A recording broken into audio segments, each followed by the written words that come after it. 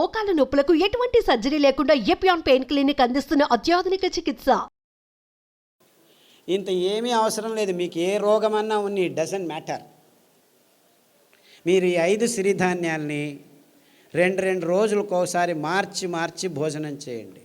అంటే 2 రోజులు అరికలు తినాలి, 2 రోజులు సామెలు తినాలి, 2 రోజులు ఊదులు తినాలి, 2 రోజులు అండుకూరలు, 2 రోజులు కూరలు, మళ్ళా సైకిల్.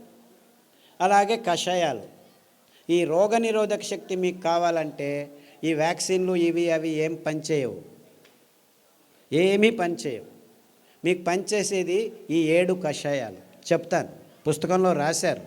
గరిక, తులసి, తిప్పతీగ, బిల్వం, కానుగ, వేప, రావి.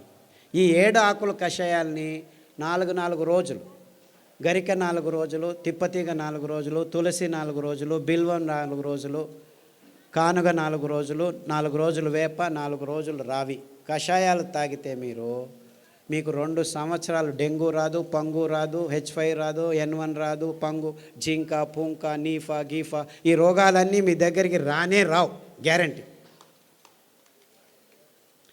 దీనికి ఏమైనా ఖర్చు పెట్టాలా మీరు? కానగాకు దొరుకుతుంది, తిప్పతీగ దొరుకుతుంది, వేపాకు దొరుకుతుంది, రావేకు దొరుకుతుంది, ఇంకా అన్ని చోట్ల నేను చెప్పేటివన్నీ దొరుకుతూనే ఉన్నాయి. మన అదృష్టం. ఒక్క పైసా ఒక్కరూ ఖర్చు పెట్టాల్సిన పని లేదు. ఆకులు తెచ్చుకోండి, బాగా కడగండి. ఏ దానిలతో కడుగుతారు? ఏ నీళ్ళతో కడుగుతారో ఆర్వో వాటర్తో కడగండి. రాగి ప్లేట్ ఉంచినా మట్టి కుండలో ఉన్న నీళ్ళతో కడగండి, స్ట్రక్చర్డ్ వాటర్తో కడగండి. అర్థమైందా? ఆ నీళ్ళతో కడిగి ఆ నీళ్ళతోనే కషాయం చేసుకొని, కావాలంటే తాటి బెల్లం, చెరుకు బెల్లం వేసుకోవద్దండి, గ్లూకోజ్ ఎక్కువ ఉంటుంది. తాటి బెల్లంలో ఫ్రక్టోజ్ ఎక్కువ ఉంటుంది, ఏమీ ఇబ్బంది లేదు. పిల్లలకి బెల్లం కొద్దిగా వేసి కషాయం తాపించండి. 9 నెలల పాప నుంచి 108 సంవత్సరాల ముసలి వాళ్ళు కూడాను కషాయాలు తాగొచ్చు, ఏమీ ఇబ్బంది లేదు. అదే ఆడవాళ్ళు అయితే గోంగూర కషాయం రామబాణం. మీకు ఏమీ తోచట్లేదనుకోండి, గోంగూర ఆకు తెచ్చుకొని 4 ఆకులు ఉడకపెట్టుకొని 2 నిమిషాలు కషాయం చేసుకొని తాగండి. టీవీ చూడకండి, టీవీ చూస్తూను తాగొచ్చు. గోంగూర కషాయం అయితే మీకు టీవీ చూడకుండా చేస్తుంది.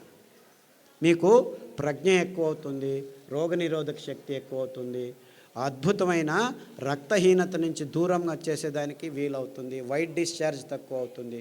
ఇలాంటి మీ సమస్యలన్నీ 99% గోంగూర కషాయంతో మాయమైపోతాయి.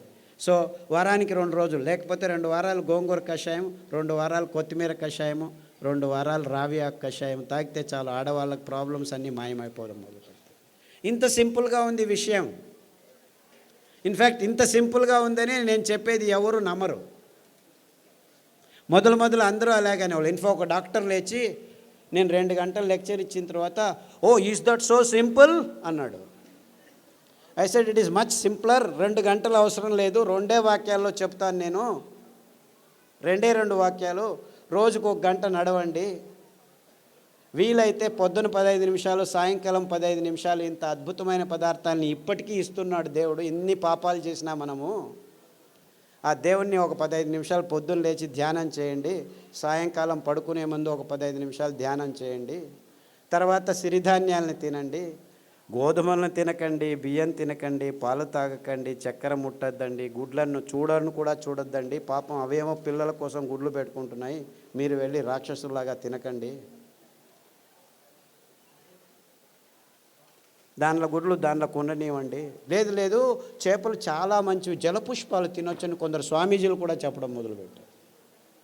దాంట్లో మీకు దొరికేది పాదరసము, మెర్క్యూరీ తప్ప ఇంకేమీ దొరకదు, అంత భయంకరంగా ఉంది. బుద్ధిమాంద్యం పోదు కదా, బుద్ధిమాంద్యులు అవుతారు. మీ పిల్లలు బుద్ధిమాంద్యులు కాకుండా పుట్టాలంటే కొర్రలు తినండి, అండు కొర్రలు తినండి, అరికెలు తినండి, సామెలు తినండి. అరటి బోధ కషాయము, పసుపు కషాయము గర్భిణిగా ఉన్నప్పుడు తాగండి, పిల్లలకు తాగించండి. మీ పిల్లలు బుద్ధిమాంద్యులు అయిపోయి సూక్ష్మగ్రాహీలు అవుతారు. ఇన్ఫ్యాక్ట్ ఫిట్స్ వచ్చి కత్తి చాకు తీసుకొని చంపేస్తాననే పిల్లవాడు, ఆ తల్లిదండ్రులు కత్తి చాకు తీసుకొని చంపేదానికి పోయే పిల్లవాడు పసుపు కషాయము, రావి ఆకు కషాయము, శొంఠి కషాయం తాగిపించి అండు కొర్రలు తినిపించడం మొదలు పెడితే ఇప్పటికి 12 సంవత్సరాలు అయింది. 10వ తరగతి ఫస్ట్ క్లాస్లో పాస్ అయ్యాడు. ఇలా వందల కేసులు ఉన్నాయి. అంటే ఫిట్స్ కోసమని టెగ్రిటాలు, వాల్ప్రోయిక్ యాసిడ్, ఫ్రీజియం ఇవ్వడం మొదలు పెడతారు పిల్లలకి. ఆ మందులు తీసుకుంటూ పిల్లలు బుద్ధిమంతులు అయిపోతారు. ఫిట్స్ రావు అని చెప్తారు, అయినా వస్తూనే ఉంటాయన్నమాట. అలాంటి వాళ్ళందరికీ కొర్రలు, అండుకొర్రలు తినిపించి ఈ కషాయాలు తాగిపిస్తే 6 నెలల్లో ట్యాబ్లెట్లు మెల్లిమెల్లిగా ఆపు చేసి ఇప్పుడు హ్యాపీగా ఇంట్లో అందరికీ సహాయం చేసుకుంటూ బాగా నడుస్తూ ఏ ఇబ్బంది లేకుండా మాట్లాడటం తెలియని వాళ్ళు కూడా మాట్లాడడం మొదలుపెట్టారు. అది 15 సంవత్సరాలు 20 సంవత్సరాల తర్వాత. అంతవరకు మాటలు అనేది తెలియని పిల్లలు కూడాను ఇప్పుడు మాటలు నేర్చుకుంటున్నారు. ఇలాంటి అద్భుతమైన విషయాలు ఈ ధాన్యాల్లో, ఈ కషాయాల్లో ఉన్నాయని చెప్పేదానికి నాకు చాలా చాలా సంతోషంగా ఉంది. అర్థమవుతుందా? It's very simple, very very simple. ఇంత సరళమైన అద్భుతమైన ఆరోగ్య రహదారిని మేము నిర్మించాం. ఇంకా బాకీ ఉంది ఏమిటి? మీరందరూ అందులో నడవటం మాత్రమే. అంతే. అందరికీ ఆహ్వానం, ఆరోగ్య రహదారిలో నడవండి అని మా విన్నపంతో మీ అందరికీ వందనాలు. సిరిధాన్యాలు తింటే అరగట్లేదు అని దీనికి 2 కారణాలు ఉన్నాయి. మీరు పొద్దున్న సిరిధాన్యం ఇడ్లీలు తింటే రాత్రి వరకు ఆకలి కాదు. మీరు అనుకుంటున్నారు ఈ బియ్యం తిని 2 గంటలకే ఆకలి అవుతుంది కదా, సో అది బాగా అరుగుతుంది అనుకుంటున్నారు. అలా కాదు. ఇది సిరిధాన్యాలు తింటే మీకు ఎంత కావాలో అంత గ్లూకోజ్ అందుతూ ఉండటం వల్ల మీకు ఆకలి కాదు. అంటే అది జీర్ణం కావట్లేదని కాదు మీకు అర్థం.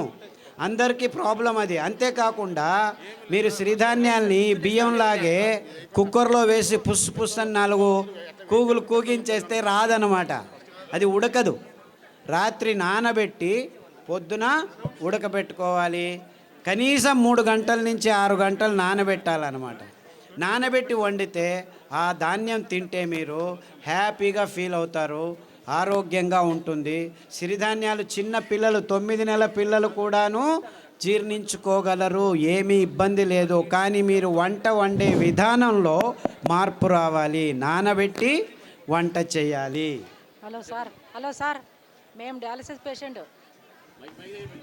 Kidney infection. హలో, కిడ్నీలో చాలా రకాలైన ఇబ్బందులు ఉన్నాయి.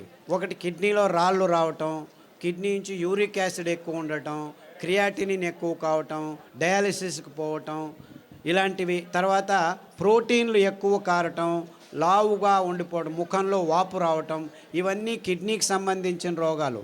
కాలు కూడా ఇంత లావు నీళ్లు ఊరుకోవడం, ఇవన్నీ ఇబ్బందులకి చాలా సరళమైన పద్ధతి. అరికెలు 3 రోజులు, సామెలు 3 రోజులు గంజి రూపంలో తాగాలి.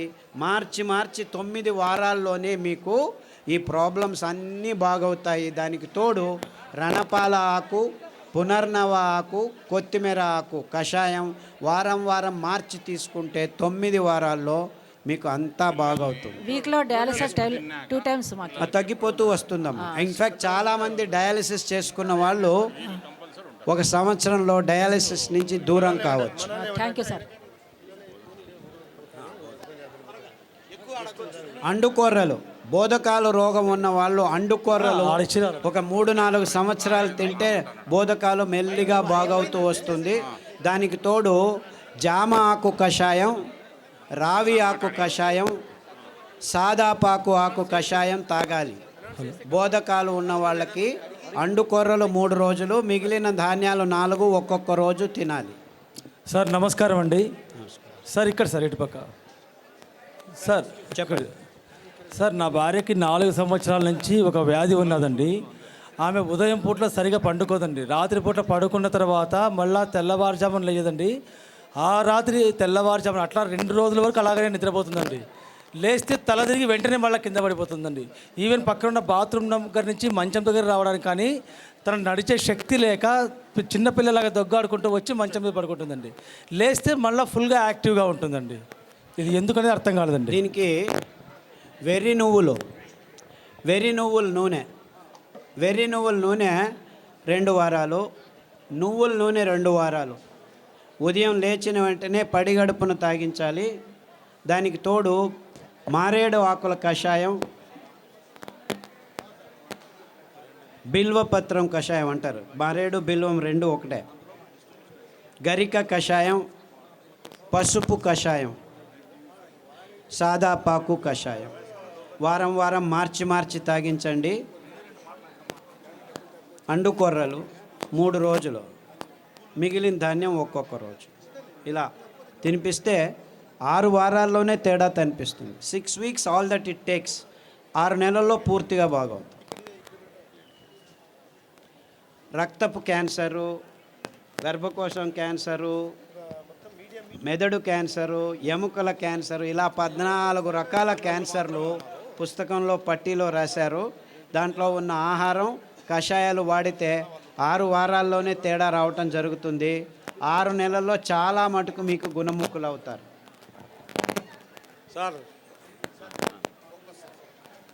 నాకు ఈ ఒట్టిగో డిజినెస్, తల తిరగడం, మళ్ళీ ఇది ఒకటి ఉంది సార్, ఇది బ్రెయిన్ కొంచెం.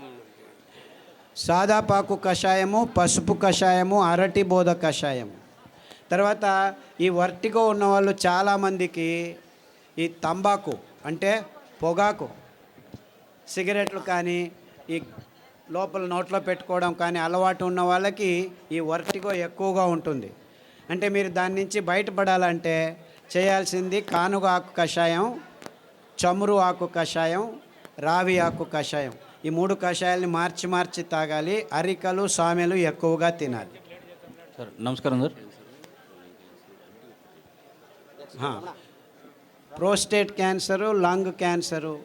ఇప్పుడు ఏమైందంటే లంగ్లో క్యాన్సర్ వచ్చింది, రేడియోథెరపీ, కీమోథెరపీ తీసుకుంటారు, అక్కడికి ఆగదు, ప్రోస్టేట్కి వస్తుంది. ప్రోస్టేట్ తీసుకుంటే ఎముకలకు వస్తుంది. అంటే ఇది క్యాన్సరు ఇక్కడుంది, అక్కడుంది అని కాదు. క్యాన్సర్ మొత్తం దేహంలో ఉంది, ఒక్కొక్కసారి ఒక్కొక్క చోట బయటపడుతుంది అని అది అర్థం చేసుకోవాలి. కాబట్టి అన్ని క్యాన్సర్లకు మూలం ఒకటే. అందువల్ల మీరు పారిజాతము, రావి ఆకు, జామాకు కషాయాలు అన్ని క్యాన్సర్లకు బేస్గా ఉండాలి. ఈ 5 ధాన్యాల్ని 2 రోజులు తినడం మొదలు పెట్టండి. 6 వారాల నుంచి 6 నెలల్లో మీకు గుణముఖుడవడం మొదలు పెడతారు. 2 సంవత్సరాల్లో పూర్తి క్యాన్సర్ మీ దేహం నుంచి బయటపడిపోతుంది. ఏమీ ఇబ్బందులు ఉండకుండా జరుగుతుంది. బ్రెయిన్ స్ట్రెంగ్తింగ్ చేసి అదే చెప్పాను కదా, సదాగా సాదాపాకు, పసుపు కషాయాలన్నీ ఈ నర దౌర్బల్యానికి జరిగినదానికి. తర్వాత నువ్వుల నూనె, వెర్రి నువ్వుల నూనె తాగండి. ఐబిఎస్ పుస్తకంలో రాసాము. ఐబిఎస్, క్రాన్స్ డిసీజు, కొల్లైటిస్ ఇవన్నీను లిస్ట్ చేశాము. పుస్తకంలో పట్టీలో ఉంది, గమనించి వాడండి. నమస్కారం సార్. సార్ నమస్కారం సార్. సార్ పాలు కాకుండా పాల ఉత్పత్తులు, పెరుగు, మజ్జిగ. పాలు లాక్టోబాసిల్లస్ తోడుకు పెరుగుకు వేసుకుంటే అందులో ఉన్న కెమికల్స్ అన్నీ నిర్నామం అయిపోతాయి ఫర్మెంటేషన్ వల్ల. అంతేకాకుండా మనకు పాలు, కొబ్బరి పాలు అతి అద్భుతమైన పాలు, అన్ని రోగాలను దూరం చేస్తాయి. నువ్వుల పాలు ఇంకా మంచిది, రాగి పాలు మంచిది. సో మనకు ఒక్క పాలు కాదు, కొబ్బరి పాలు అతి అద్భుతమైన పాలు. పిల్లల రోగాలన్నీ దూరం అయిపోతాయి. రోగనిరోధక శక్తి ఎక్కువ అవుతుంది, జీర్ణశక్తి బాగుంటుంది, మెదడు రోగాలు రాకుండా ఉంటాయి. సో మీరు పాలకు పర్యాయం అంటే చాలా పాలు ఉన్నాయి. కొబ్బరి పాలు, నువ్వుల పాలు, రాగుల పాలు, సజ్జల పాలు, ఇలా 4-5 రకాల పాలు. దానిలో నుంచి పెరుగు కూడా చేసుకోవచ్చు, ఏమీ ఇబ్బంది లేదు. సార్ నమస్కారం అండి. నా పేరు పూల రమణ సార్. ఈ పరిసర ప్రాంతాల్లో మాకు రాగిడి భూములు ఎక్కువ సార్. సో ఈ ప్రాంతంలో మేము ఎక్కువగా జొన్నలు పండిస్తుంటాం. జొన్నలు, రాగులు, సద్దలు పండిస్తుంటాం. వాటి గురించి కూడా మీరు కొంచెం దయచేసి వాటి వివరణ కూడా ఇవ్వాలి. పుస్తకంలో రాశారు తటస్థ ధాన్యాలని. ఎందుకు మీరు రాగులు, సజ్జలు, జొన్నలే ఇంకా పెంచుతున్నారంటే కారణం ఇంతే. ఇది చాలా టెక్నికల్ రీజను, ప్రాక్టికల్ రీజను. రాగులు, సజ్జలు, జొన్నలు నగ్న బీజాలు అంటారు. అంటే దానిల మీద కవచం ఉండదు. అంటే దాన్ని మీరు మిషన్కి తీసుకెళ్ళి డీహస్కింగ్ చేయాల్సిన పని లేదు. అందుకే